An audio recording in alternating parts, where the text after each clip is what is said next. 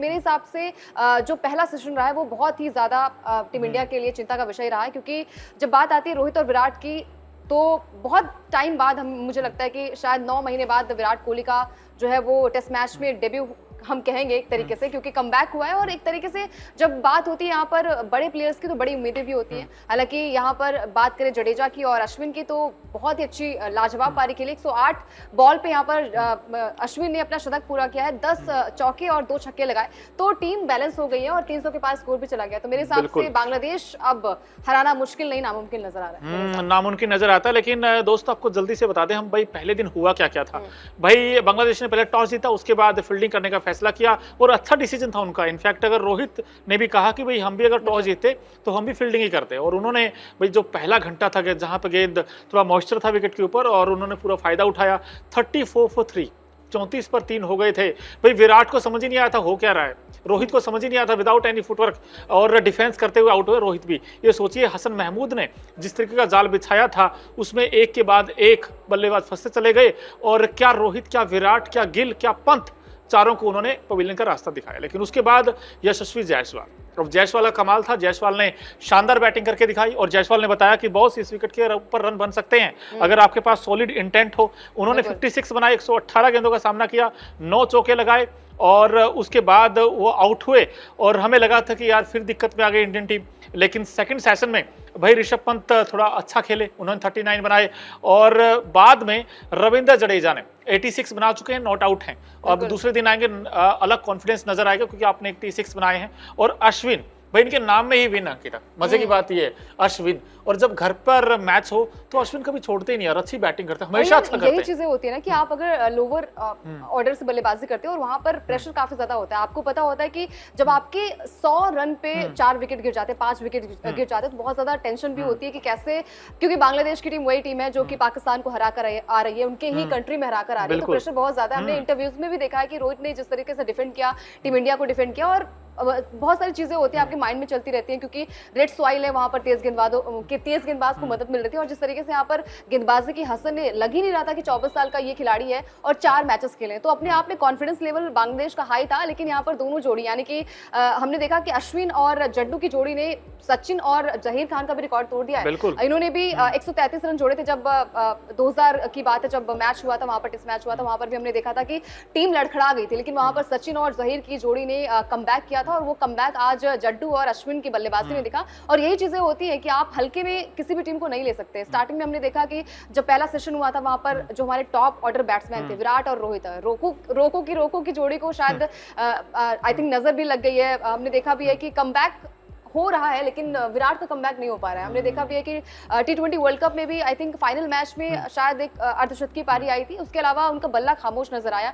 अब test match में भी हमने देखा कि 9 महीने बाद विराट का कमबैक हुआ, लगा कि शायद विराट के नाम में भी ठाठ है विराट के, तो शायद बल्लेबाजी अच्छी करेंगे। लेकिन कोई बात नहीं, फर्स्ट डे खत्म हुआ और 300 के पार स्कोर गया। मेरे हिसाब से बांग्लादेश की टीम थोड़ी सी प्रेशर में भी है क्योंकि अभी भी अश्विन और जड्डू जो है वो मैदान पर टिके हुए हैं। बिल्कुल, लेकिन भाई अश्विन हमेशा संकट मोचक बनते हैं। आपको याद होगा 2021 में भी उन्होंने 100 बनाया था, ये छठा 100 है उनका। और जब जब जरूरत पड़ती है टीम इंडिया को एक बैटिंग की नीचे से, तो अश्विन आके खड़े हो जाते हैं। आज भी नंबर 8 पर बैटिंग करने आए और कहीं ना कहीं लगा होगा कि यार एक समय ऐसा आया था, कहीं ना कहीं रोहित भी सोच रहे होंगे कि यार हमने अक्षर पटेल को नई टीम में लिया, हमने इनफैक्ट कुलदीप यादव को टीम में नहीं लिया, दोनों ही बाहर, इनफैक्ट सरफराज खान इस टीम में नहीं थे। और लेकिन अश्विन ने ऐसा काम करके दिखा दिया भाई, जैसे उन्होंने बैटिंग की है ऐसी बैटिंग, मतलब बिल्कुल क्लीन हिटिंग उन्होंने लगाई, कहीं मौका ही नहीं दिया बांग्लादेश के बल्लेबाजों को। होती है ना कि आप एज अ बॉलर हैं और आप बल्लेबाजी कर लेंगे तो सोने पर सुहागा हो जाएगा। तो अश्विन ने भी यहाँ पर संकट मोचक, जैसे आपने कहा कि सही कहा, बिल्कुल सही कहा कि संकट मोचक के तौर पर वो आए और टीम इंडिया को वो मुकाम तक पहुंचाया। 300 के पास स्कोर लग नहीं रहा था कि शायद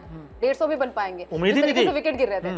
और सबसे ज्यादा तारीफ करनी बनेगी यहाँ पर मेहदी हसन की भी, क्योंकि उन्होंने टॉप ऑर्डर बैट्समैन को आउट किया, ऋषभ पंत को भी आउट किया, साथ ही साथ जो गिल, अब गिल का क्या होगा, नंबर 3 पर बल्लेबाजी करने आए और गिल का बल्ला नहीं चला। अब गिल क्या दिल जीत पाएंगे यही बड़ा सवाल है टेस्ट मैच में। अब देखिए मौका तो मिलेगा क्योंकि आप शायद यहाँ पर गिल को हटा नहीं पाएंगे और गिल के लिए थोड़ा सा मुश्किल इसलिए भी हो जाता है, इंडियन कंडीशंस में कहा जाता है कि बल्ला चलता है, लेकिन शायद यहाँ पर प्रैक्टिस की थोड़ी सी जरूरत होती है। मेरे हिसाब से दलीप ट्रॉफी को थोड़ा सा और अच्छा खेलना चाहिए था। रोहित विराट का भी बल्ला नहीं चला क्योंकि मोनू ये कहा जा रहा था कि प्रैक्टिस सेशन में टीम इंडिया ने आई थिंक काली मिट्टी में बल्लेबाजी की थी और रेड सॉइल मिल गया इन्हें। हाँ, तो रेड सॉइल मिल ये गया। शायद अपने ही देश में ऐसा क्या चल रहा है, मतलब नहीं, आपने काली मिट्टी में हाँ। प्रैक्टिस की और फिर रेड सॉइल में आपने बल्लेबाजी की, मतलब ये बांग्लादेश के लिए थोड़ी सी दिक्कतें यहाँ पर आई थिंक बल्लेबाजी में भी हो सकती है, क्योंकि तेज गेंदबाज हमारे इंडिया के पास 3 है, आकाशदीप को भी मौका मिला है, साथ ही साथ बुमराह भी है और सिराज भी है। तो मेरे हिसाब से अभी तो टीम इंडिया का पलड़ा ज्यादा भारी नजर आ रहा है, क्योंकि हम मॉर्निंग में ही हम लोग स्कोर देख रहे थे और एक के बाद विकेट गिर रहे थे। रोहित शर्मा आउट हुए, गिल आउट हुए, उसके बाद विराट कोहली आउट हो गए। ऐसा लग रहा था कि शायद ये दिन जो है वो बांग्लादेश के नाम पे जाएगा, लेकिन नीचे से आए हमारे अश्विन और जडेजा ने जिस तरीके की पारी खेली वो काबिले तारीफ रही है। बिल्कुल, आपने रेड सोल पिच की बात की। भाई रेड सोल पिच होती क्या है दोस्तों?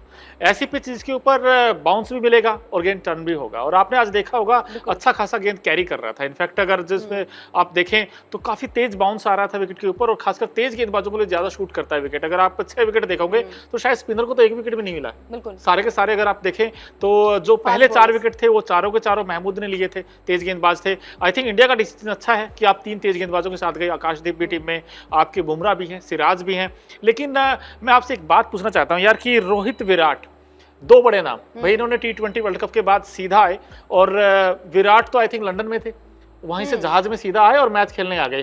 भाई सवाल तो होगा। इनफैक्ट दोस्तों आप भी बताइए, आपको क्या लगता है, क्या मैच प्रैक्टिस के बिना आए जिस तरीके से, क्या उनको दलीप ट्रॉफी खेलनी नहीं चाहिए थी? क्योंकि वो फिर से वही टेक्निकल फ्लॉज आ गए जो अभी हमने इंडिया श्रीलंका सीरीज में देखा था। 5 दिन में 3 वनडे खेले थे, और तीनों वनडों में भाई ना रोहित चले थे, ना शुभमन गिल चले थे, और यहाँ पर भी वैसा ही हाल है, ना गिल चले हैं, ना विराट चले हैं। आखिरी कब तक? ये सिर्फ एक पारी है, ये वेकअप कॉल है, या फिर ये पूरी सीरीज में स्ट्रगल करते रहेंगे अंकिता? अब देखिए, अगर रोहित शर्मा की बात करें मोनू, तो रोहित शर्मा का रिकॉर्ड्स जो है वो बांग्लादेश के खिलाफ बहुत ही खराब रहा है, बहुत खराब। अब देखिए चौथा उनका ये इनिंग था, चौथा इनिंग जहां पर सिर्फ 6 रन बनाकर आउट हुए। इससे पहले बात करें तो 3 टेस्ट मैच की 3 पारियों में 33 रन आए, यानी कि शतक आप छोड़ दीजिए, 58 बॉल का सामना किया और वो बदला भी नहीं ले पाए। तो उम्मीद ये थी कि शायद बहुत सारे रिकॉर्ड्स तोड़ेंगे, क्योंकि ये भी कहा जा रहा था कि टेस्ट मैच में रोहित शर्मा के जो है वो सहवाग का रिकॉर्ड तोड़ देंगे, यानी कि सिक्सेस के मामले में 90 सिक्सेस जो है वो सहवाग के हैं, और आई थिंक 84 सिक्सेस जो है वो रोहित शर्मा के नाम है। तो रिकॉर्ड्स तो छोड़िए, यहाँ पर बल्ला ही नहीं चला रोहित शर्मा का, मतलब समझ ही नहीं पाया। एक चौका आया, लगा कि शायद अब हिटमैन जो है वो हिट शो दिखाएंगे, लेकिन वहां पर उनका बल्ला नहीं चला। विराट कोहली की बात करें तो वो भी नाकाम रहे। आपने सही कहा बिल्कुल कि डोमेस्टिक क्रिकेट खेलना चाहिए जब आपको पता है कि इंडियन कंडीशंस में ही मैचेस होने हैं, और आपको पता भी है कि बांग्लादेश की टीम जो है वो पाकिस्तान को हरा कर आ रही है, तो हल्के में आप बांग्लादेश को ले ही नहीं सकते। और हसन ने तो आज इस तरीके से गेंदबाजी की, तो एक वेकअप कॉल तो उनके लिए है। लेकिन टेस्ट मैच क्या क्लीन स्वीप बांग्लादेश कर पाएगी, ये सवाल इसलिए बड़ा हो जाता है क्योंकि नीचे से आकर बल्लेबाजी टीम इंडिया की बहुत ही तगड़ी है। जड्डू ने अपना एक अलग इंटेंट दिखाया, और अश्विन ने जिस तरीके से बल्लेबाजी की, मतलब स्ट्राइक रेट देखिए आप, ऐसा लग रहा है T20 मैच खेल रहे हैं, मतलब 92 से ज्यादा का स्ट्राइक रेट रहा है, और गजब की बल्लेबाजी हुई है। अब सरफराज खान को मौका नहीं मिला प्लेइंग 11 में। लोग कह रहे हैं कि मोनू के केएल राहुल को मौका देना चाहिए, और केएल राहुल को मौका मिला भी। अब सरफराज के लिए आवाज उठ रही है कि क्या सेकंड टेस्ट मैच में ड्रॉप किए जाएंगे केएल राहुल?